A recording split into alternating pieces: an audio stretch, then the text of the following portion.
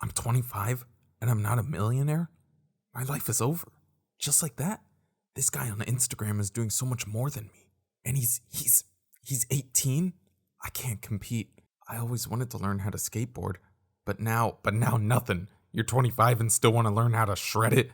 Well, come on, brother, I want to learn too. So if we look at life in terms of productive years, like years we actually have the conscious understanding that our actions affect our future, when does that start?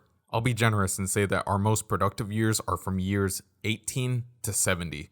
Like, you can't take a bath on your own until you're like 8. You don't know how to dress yourself properly until you're 15. You can't drive until you're 16, legally, in most places. And if you're under 18, more than likely you have a curfew. So until you're 18, you're playing the game with training wheels on, both in restrictions due to low-level brain activities and the law.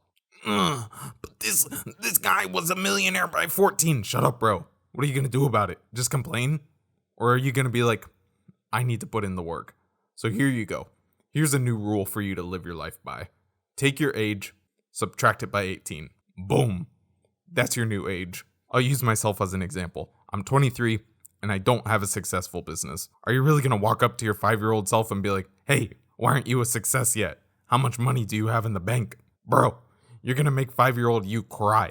You can take this attitude pretty much anywhere in life, especially if you're first starting out in like a skill or an industry. I started skateboarding last week and my dude, I am terrible, but I've only got a week's worth of experience. And yeah, that's an excuse, but it's the truth. You're not going to be Tony Hawk within only a week's time of skateboarding. But take that knowledge and tell yourself that as long as you keep practicing the skill, no matter your age or how long it takes, you will get better. But my bones! Do some stretches, my guy. The Cobra pose.